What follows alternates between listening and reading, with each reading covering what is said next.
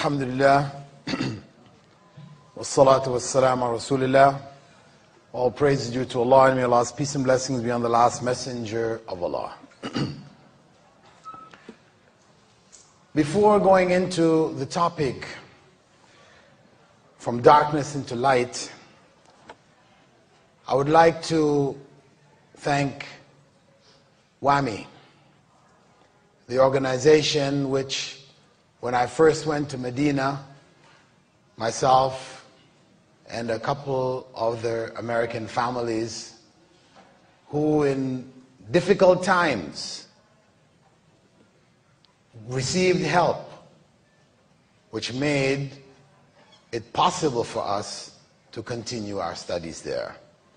Because at the time when we joined the university, they had no arrangements for married students. There were only dormitories for single students on campus, and that was it. Alhamdulillah, things have changed since then. They have all kinds of dormitories for married students now off campus. So, alhamdulillah, nobody has to face what we had to face. But at that time, that was a critical point in my journey to the understanding of Islam. A critical point which Allah knows best. Had that support not been there from the WAMI office in Riyadh, understanding our situation, Allah knows whether I would have managed to continue my studies or not, because I had an obligation to a family, a wife and a child. So that is a service which cannot be forgotten, and it's also evidence of WAMI's concern for students all over the world. In most countries that I've been to, I've seen evidence of their efforts. So I would encourage students here, the students from various backgrounds, to visit the office and take benefit from it and utilize its resources to help in conveying Islam and spreading its teachings in your individual countries. Okay. Last night at the lecture in the masjid, a question was raised at the end which asked about my route to Islam.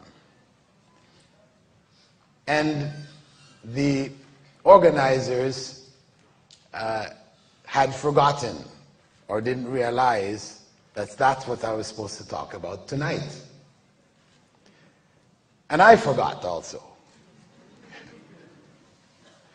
I did tell people that it was possible for them to hear this story as I told it in Australia about 12 years ago.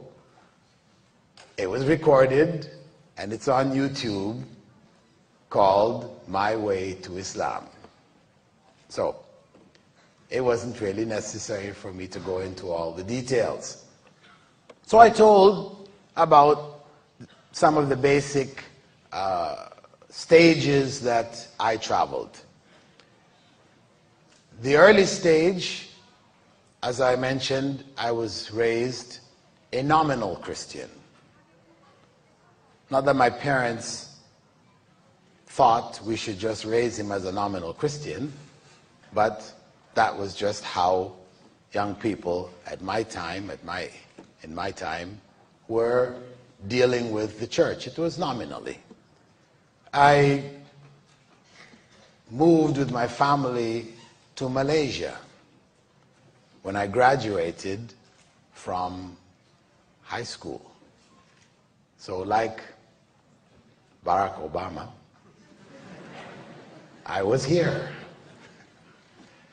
As a non-Muslim, my family had moved to Sabah, Kota Kinabalu, and I went to school there. Because I'd already finished high school in Canada.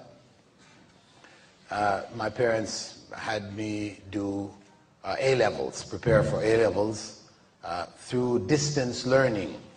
which was really a trial, something that I just really couldn't handle. I tried, but it just wasn't working. Anyway, most of my time was spent there enjoying myself. And this is the period of time when I got deeply into the music scene. I had a group, and we were known, or I was known at that time, as the Jimi Hendrix of East Malaysia. Jimi Hendrix being my idol of the time. So I had my bass player and drummer, and we used to do concerts, etc. there in East Malaysia. After a few years, I went back to Canada. My parents got me into Simon Fraser University in East Coast Canada, which accepted students with grade 12. The other parts of Canada required grade 13, but new system, the American system, was beginning in Canada with only grade 12 and 4 years of university.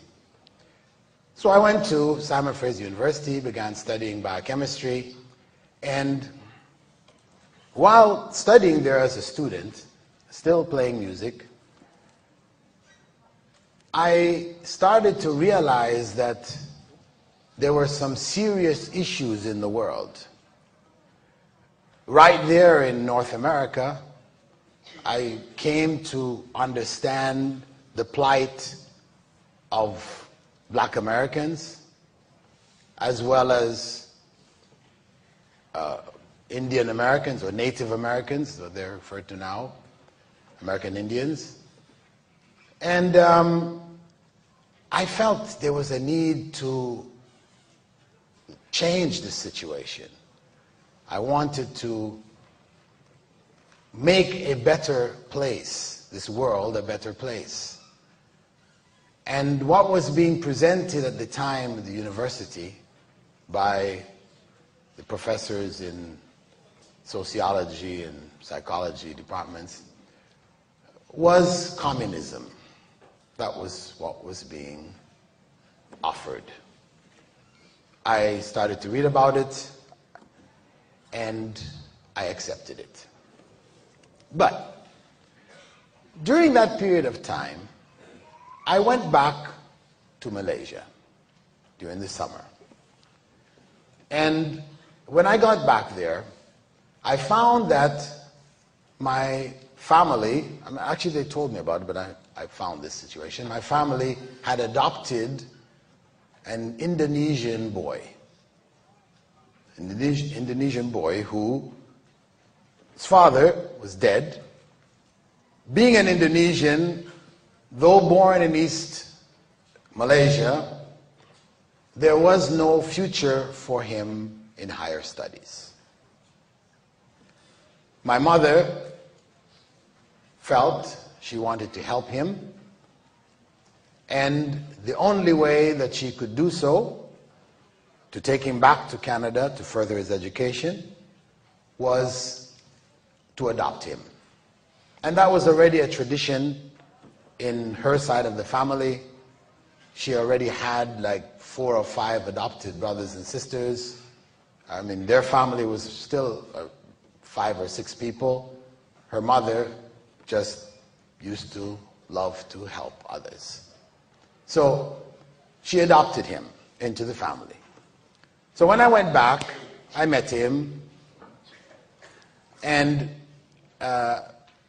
stayed there throughout the summer. And I noticed that sometimes when I would go into his room, he had his own room, I would go into his room, I would find him on the ground with his head on the ground. Right? And I closed the door, went back out, you know. I talked to my brother and sister. I said, what's he doing? She said, we don't know. Yeah, sometimes we came in, we found him like that too. So we were just, wondering, what's going on? What is this? But we didn't ask him, and he never said anything. What happened was, we entered into, whilst I was still there, into Ramadan. Then we noticed Mom was getting up really early in the morning, and she was preparing food for him. So what's this? Why? My brother and sister, they didn't know. That's how it is. Every year around this time, it seems they do this.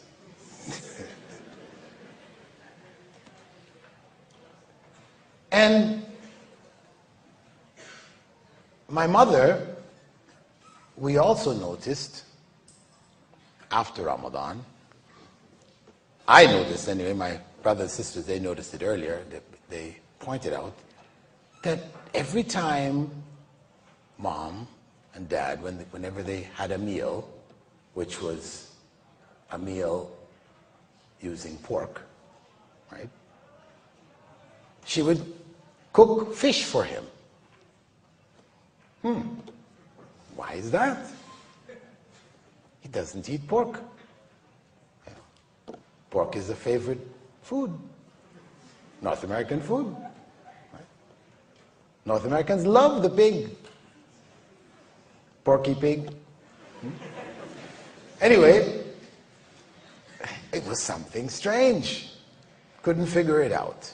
What was actually going on here? Anyway, my vacation was over. I went back to university, and in the Communist Party, we had a student revolt, shut down the university, took it over, police. Eventually, the university was reopened, back in classes. But I felt I really didn't need to be here anymore. So I just finished my third year. I left school, went down to the States, and linked up with the Communist Party down in the States in California, spent time there. Then moved back to Canada, but back to Toronto, which is where I was raised. And as I mentioned yesterday, I eventually became dissatisfied with communism. It didn't really seem to have the answers. Morally, I could see it was totally out to lunch.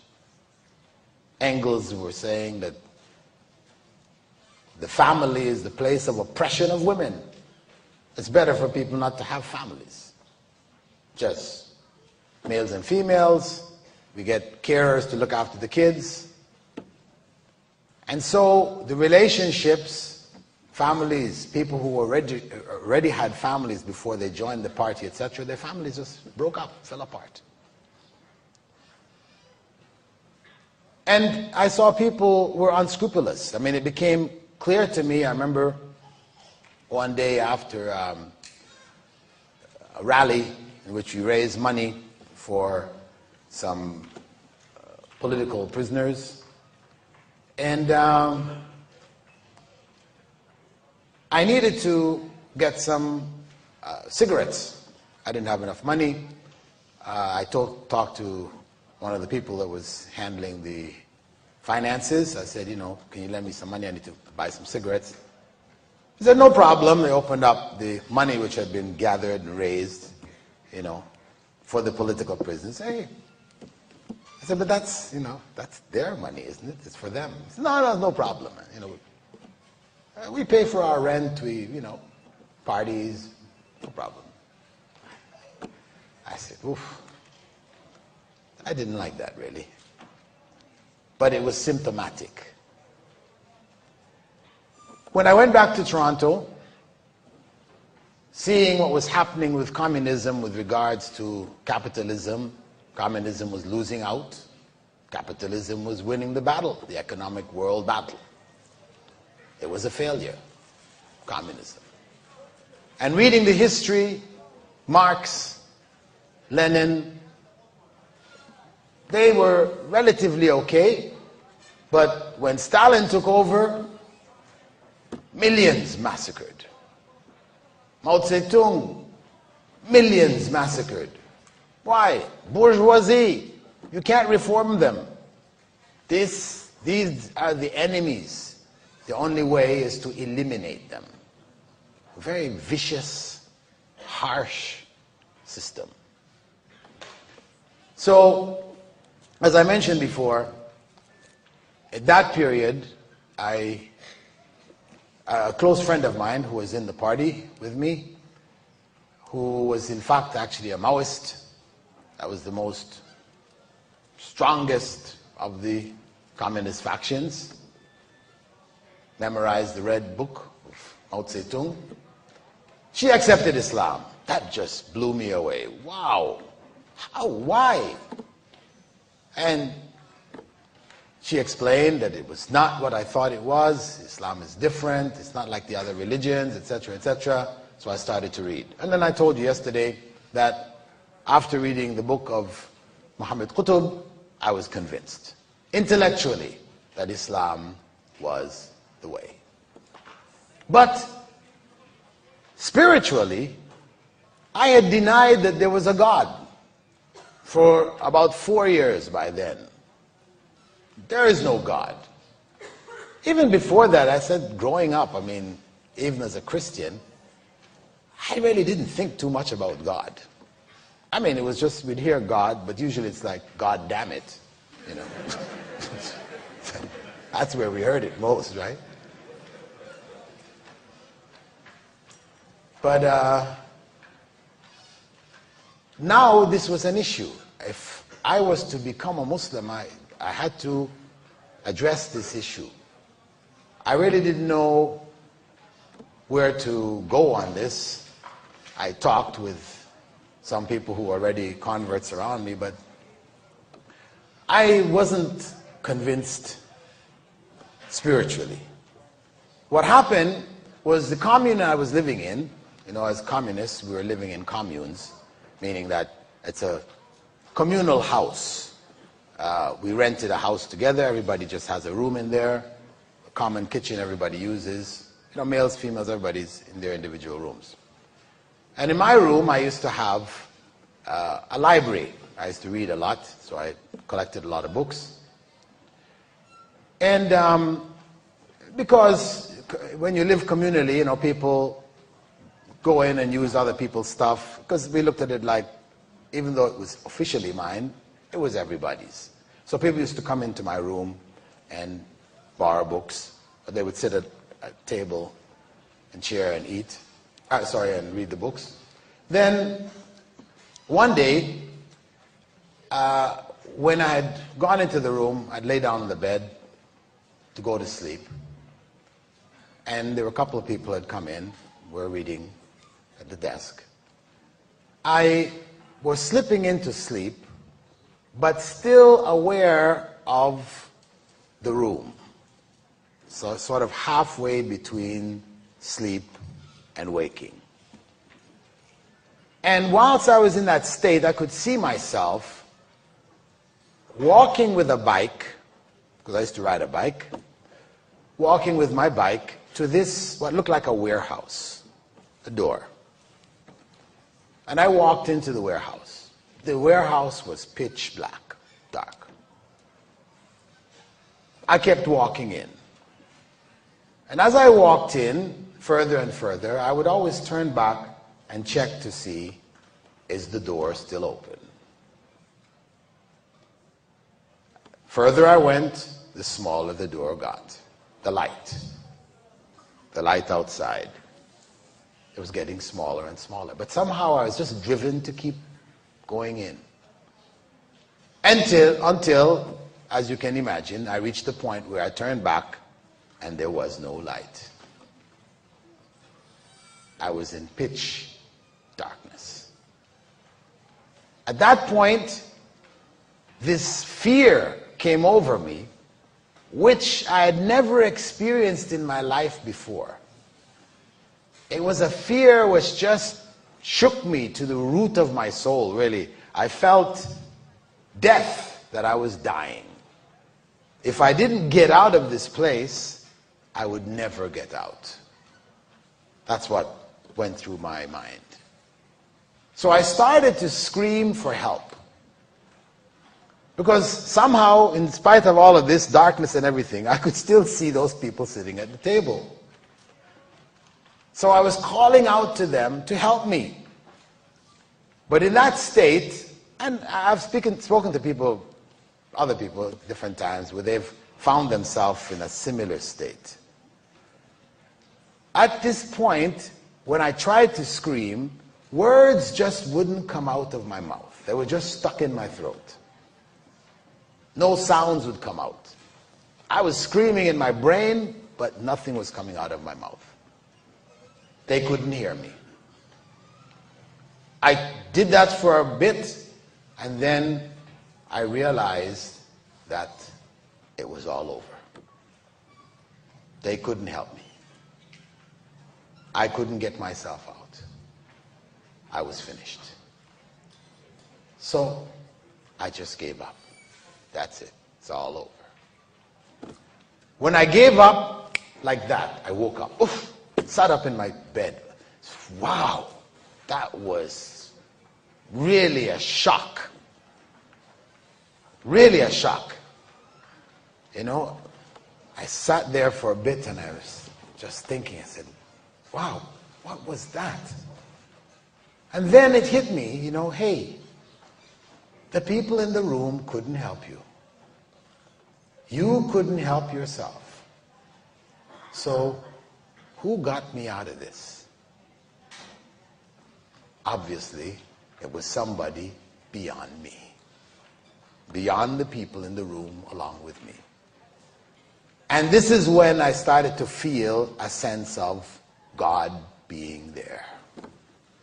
So that was my, you could say, spiritual experience, which opened me up then to say, yeah, let me go ahead with this and become a Muslim. So I told my friends who had become Muslims, yeah, I want to become a Muslim now. So they did the ceremony of Shahada, declaring faith, declared my faith. Okay, what do I have to do now? You got to pray. Okay, so how do we pray? So they told me, you stand up and you have to say these things. They wrote it out on a piece of paper for me. And then you say Allahu Akbar and you bow and you stand back up again. And then you prostrate on the ground. I said, hey, what's that? Yeah, this is what we do. We Muslims do it. I said, what? That's what my brother is, that adopted brother of mine. He's a Muslim. He's been a Muslim there with us all these years. I was shocked. By then, my parents had come back to Canada, and they were in Ottawa, the capital, and he was out there going to university. Immediately after I finished learning the Salah, I got on the next train out to Ottawa. So I went there and came to the house, and the first person I met, my brother had come, he'd opened the door. He opened the door, I said, stepped in. I said, you're a Muslim? He said, yeah. Well, I'm a Muslim too. He said, oh, that's great, you know. I said, what are you, all these years that you were with us and you never said anything about this. You never told us about Islam. How could you do that, man? He said, well, you know, I didn't feel good to try to explain Islam to the family because your parents had done so much for me. You know, I didn't want to introduce anything which would create confusion or bad feelings or, you know, disruption to the family. And so I said, I couldn't say anything. I said, no, that's not right. You had to say something, man, regardless of what the consequence was going to be. You couldn't have left us all these years and not say anything. I was really upset. Eventually I calmed down and, okay, right, all right. What to do? Alhamdulillah, I found Islam. Better late than never. So I informed my parents, and unlike what happens to many converts, my parents were quite happy. They were quite happy with my acceptance of Islam. Obviously, my mom knew about Islam. Both my mother and father knew about it because this getting up for suhoor and preparing, for her to do that, she had to know about Islam. Preparing fish instead of pork, and she had an idea. In fact, she had studied something about Islam. She had taken a course in Toronto, University of Toronto. She had taken a course when she was doing her master's, taken a course in, what do they call it? World religions, maybe it was called then, or comparative religion, something like this. Anyway, she told me, and she even had the books, still had the books, I took them. She told me that, she used to attend this class, and the class, when she studied the class on Islam, she took the course on Islam, she found that the professor was attacking Islam in every single issue. Every issue he would bring up about Islam, he would attack it. Look at these people, and this, and so she felt something's not right here, So eventually she stood up in class and she said, listen, if there is nothing good in this religion, then what are we taking it for? What are we studying it for? Say, well, this is a requirement of the university, blah, blah, blah. But she wasn't happy. She went back to the library and she chose her own books to read. Instead of what he had prescribed, she went and found some other books. The History of Islam by Hitti, Lebanese Christian, Arab, but he presented Islam in a relatively neutral way. He presented the facts. So she came to understand Islam in a different light. And she would go back into the classroom, and when the teacher was making his negative comments, she would question and raise other issues. She was challenging him in the class. And every class became an argument. And she didn't get top marks on her assignments.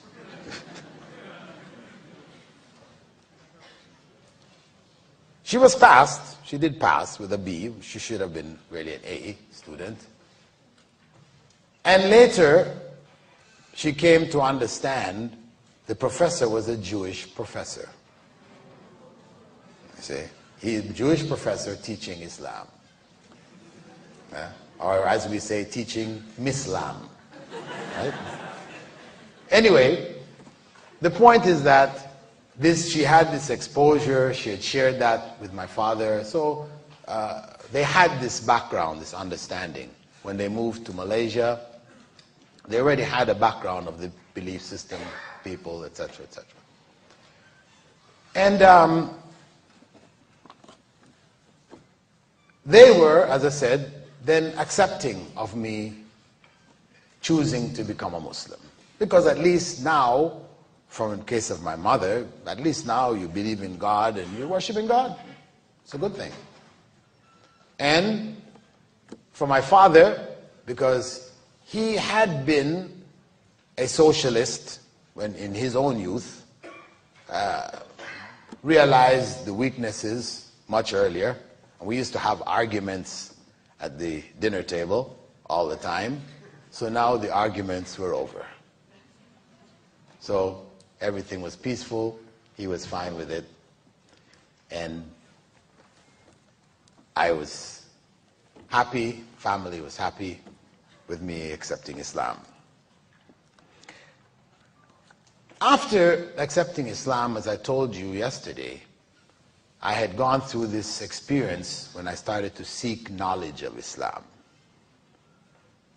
An experience which led me to conclude that the only place that I'm going to be able to get correct and accurate knowledge of Islam would be back to the sources, where Islam came from, Arabia.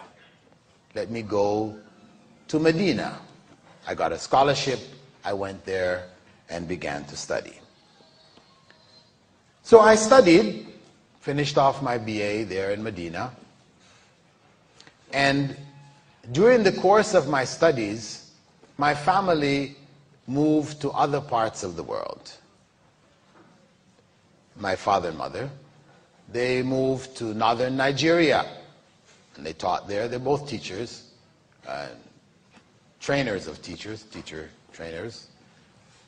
They were there for a couple of years. They went to Yemen and taught in Yemen, South Yemen. And I had seen an ad in a newspaper for a job of setting up a school. Actually, it was an English medium international school in Riyadh. And I passed the ad on to my parents, and they got the job. They went up to Riyadh and they set up an international, actually it turned out this international Islamic school.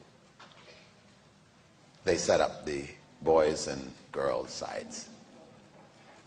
So when I finished my studies in Medina, I went out to Riyadh to do my master's.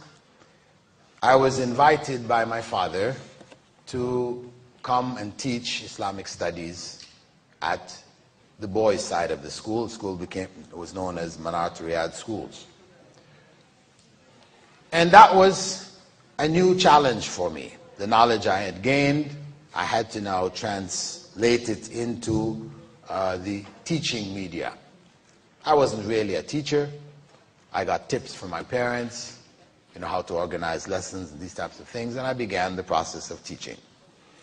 Now, during this period of time, actually, from the time I accepted Islam, I had tried to convince my parents to become Muslims. I tried, talked to them, tried to do whatever research I could in Christianity, etc. During this period, my father told me, actually, from the time I was 14 years old, I stopped believing that Jesus was God. His father was a minister in the church, Presbyterian minister.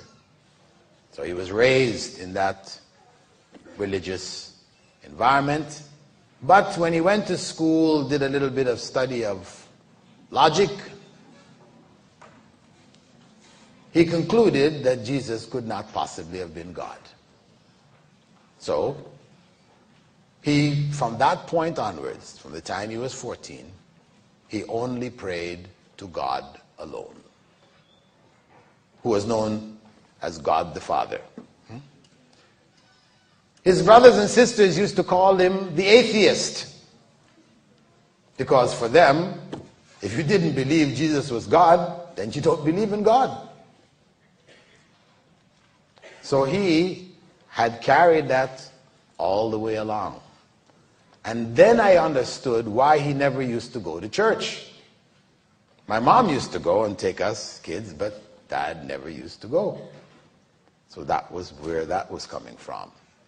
Anyway, so he was pretty close, and so I tried to work on him, but didn't work.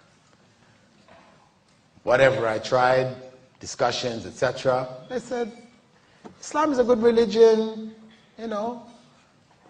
we can appreciate it, we respect it. Most of our best friends are Muslims. That's enough for us. Okay, they're happy. So that's how things continued. At one point, while they were in Saudi Arabia, I had finished off my master's and I had prepared a book a booklet really, for explaining Islam to non-Muslims. It was called The True Religion of God. I'd given it as a lecture in a football field of Filipinos, and after the lecture, about 20 of them accepted Islam, and I transcribed the lecture and wrote it up as a booklet, and it was printed, tens of thousands, translated to different languages, and became one of the most popular books in Saudi Arabia for dawah. Anyway, after a few years, a couple of years, I felt that the book needed to be rewritten because it was transcribed from a lecture. And the way you speak is really different from the way that you write. Right? So although I'd done some editing, I wanted to rewrite it. So I began and rewrote the whole book as a booklet. After I'd finished, I took it to my parents. And I said to them, listen, you know, I'm going to publish this, republish this booklet. Could you go over it for me, please? You know, edit it. My dad was an English specialist, master's in English. And mom, her English is very good. So I said, could you please go over it for me? And anything you find in it which is not correct, of course, grammar, catch my grammar, whatever. But even the ideas, the concepts, if it's not clear, you know, I'm making illogical conclusions, whatever, let me know. So I gave it to them. They went through it. I came back, asked them. They said, okay, this you need to change, this. Okay, I said, fine. I went, changed it. Brought it back again. They went through it again. Yeah, it's good now. So I say, okay, there's nothing wrong in it. Everything is clear. And he said, yeah, it's fine now. So I said, so why don't you accept Islam?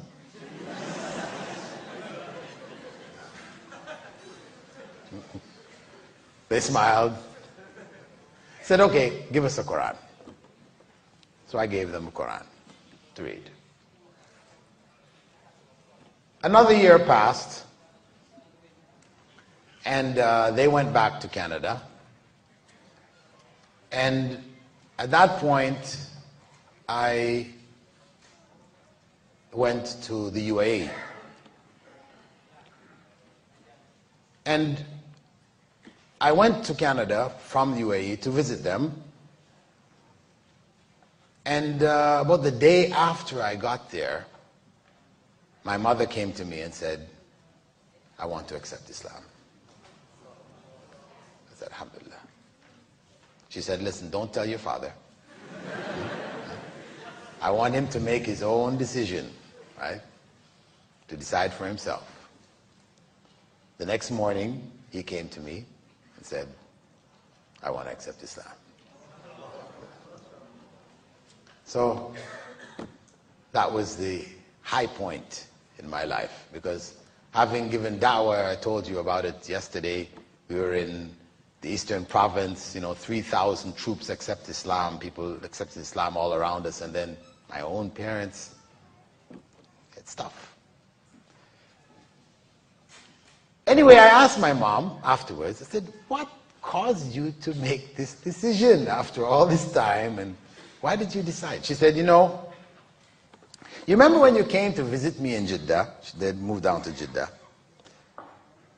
And I told you that there was something in the house. I'd gone and visited her in Jeddah. And she felt there was something in the house. She said, she would look and there would be something would move, and she'd, what is this? What's going on here? So what she did was she knitted a cross. She knitted a cross, right? And she put it over her doorway. But it was still there. So when I came down to visit, she told me about it. She said, this. So I said, okay, give me that Quran that I gave you. And I read Surah Al-Baqarah, second chapter of the Quran, the whole surah there. Okay? And this is what the Prophet ﷺ had said, that it will drive out the evil forces, the jinn, what the West call ghosts and things like this. So I recited it, I read it, and then I left. And actually it just went from my mind after that. But she said, you know, when you left, it stopped. It wasn't there anymore. She had knitted the cross, it didn't work. You read the Quran, and it worked. She said, okay. That caught her, you know, as giving some additional support to Islam being the right choice. So, alhamdulillah, that, as I mentioned to you, was the high point in my life at that time, parents accepting Islam. In the UAE, I began to teach, finished off my PhD in Wales, began to teach in the American University in Dubai, in the UAE. And I taught there basically for 10 years and set up a Dawah center called the Islamic Information Center in Dubai. Alhamdulillah, quite a few hundred people accepted Islam from that center over the years. And in the beginning of 2000, I set up a department of Islamic studies at a university in Ajman. I left the American University because I wasn't getting the opportunity to set up a department, so I set up this department in Islamic Studies in Preston University, Ajman. I hired staff and we began teaching Islamic studies there. I prepared a curriculum based on what I'd studied in Medina. I looked at what was there in Azhar, in Durman Islamic University, looked at the universities that were around, and tried to put together the most comprehensive syllabus for the BA studies there. After a couple of years teaching in that program, I moved to Qatar. And there I tried to set up something similar, wasn't able. In 2007, I set up a program of BA studies connected as distance studies with Durman Islamic University. So the degree was issued for those students from Durman Islamic University in the Sudan. And at the same time that I did that, I started a diploma program online. I set up this university program, Islamic Online University, as training, preparing to actually launch a full-scale BA, MA, PhD program online. So it was sort of like a training period. So we started with short courses, something like the Al-Kawthar, Maghrib courses, 10, 15 lectures long, and I offered it free. And that was something I didn't realize how much people wanted access to this knowledge, that within the first year we had 1,500 students. By the second year we had 4,500. Third year we hit 10,000 plus students. By the fourth year, we had hit 35,000 students. The numbers were just, exploding. And we had a greater and greater reach. And so this is the program which was introduced to you, the diploma program, where all of the courses are absolutely free.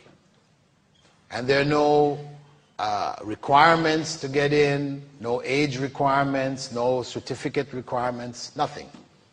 You register, get your code, and go ahead and study. What you want to study, when you want to study, how you want to study it. It's all there. And last year, we began the BA program. And the slogan of Islamic University is basically changing the nation through education. Because the issue of da'wah, calling people to Islam, is something that has always been dear to me. You know, despite teaching in university, etc., I was always involved on the ground, explaining Islam, whether it's in university settings, institutes, etc., clarifying mainly misconceptions that people have about it, you know, presenting the message of Islam clearly, especially to Westerners, people from Western-influenced cultures. So the BA program was begun last year. However, the BA program, because of the fact now that we had to have times, you can't run it like the way we were doing the diploma program. We had to have requirements. People had to be at least high school. And we had to have a registrar who was full-time, etc. So because we had to hire people now, the diploma program has basically about 25 volunteers from around the world. They're wherever they are. They work online, so everything is functioning completely online. For the BA program, of course, now we had to make hard copies of documents and create files and all these other kinds of things. So some cost had to come up. So we introduced a registration and examination fee. But the course fees, no course fees. People can study as many courses as you want. It's the same. Each semester would be, depending on where you are, according to the UNESCO breakdown of nations, underdeveloped, developed, highly developed, etc., we gave scales from $20 to $60. $60 if you're in the US, $20 if you're in Africa, India. This is the scale that we developed. And alhamdulillah, that a lot of people have responded to it and are signing up and studying. And this we wanted to share with you this evening, that you pass this information on to others. Those of you that are studying in other fields, you can take individual courses. You don't necessarily have to take the whole BA course. You can take part of the subjects, some subjects that you're interested in. But I just wanted to stress to you the importance of Islamic knowledge, that you must access it regardless of the field that you're in. Whether you're in engineering or medicine or mathematics, teaching, whatever, as Muslims, we should have sufficient knowledge of Islam to guide us in our various fields. This much knowledge is compulsory. If you're a cab driver, then you need to know the knowledge that Islam has, which deals with being a cab driver. Can you pick somebody up who's got a case of beer in his hand? Can you transport this person? Islamically, is it permissible? You should know. I mean, being a cab driver doesn't mean you're exempt. There should be a difference between a Muslim cab driver and a non-Muslim cab driver.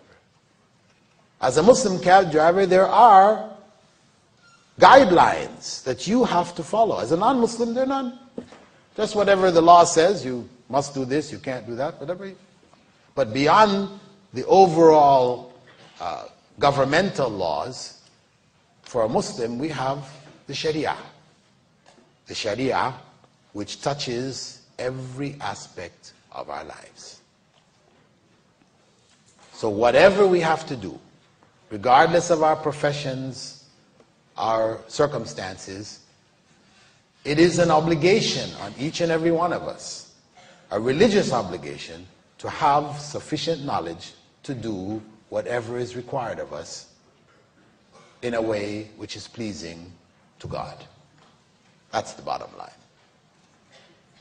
What I need to know, you don't necessarily need to know. What you need to know, I don't necessarily need to know. But each and every one of us has a certain amount of knowledge that we must know. I mean, there's some basic knowledge that we all share. The 5 pillars of Islam, 6 pillars of Iman, that's basics. But beyond that, in terms of how we live our lives, then there are various areas of knowledge which we must access in order to live our lives correctly, according to the instruction of Allah subhanahu wa ta'ala in the Quran, when He said, قُلْ إِنَّ صَلَاتِي وَنُسُكِي وَمَحْيَايَ وَمَمَاتِي لِلَّهِ رَبِّ الْعَالَمِينَ. Say, indeed my prayers, my fasting, my living, and my dying are for Allah, the Lord of all the worlds. For our lives to be truly for Allah, we must follow the Sharia. Whether the country follows it properly or whatever or not, we as individuals are required to follow it to whatever degree it is possible. We can't say, well, no, the government doesn't do it. They don't insist. It's their fault if they're not applying it. No, that's not acceptable. As much as you are able to do without breaking what is considered to be the law, then you, as an individual, will have to answer before God whether you obeyed Him in this life or not. So, that was my journey, and this is my mission, and I hope, inshallah, that many of you would share in this, whether by joining the university programs, the free ones or the BA ones, or at least passing that information on to others who may benefit if you can't. So, I think we've come around now to question and answer time.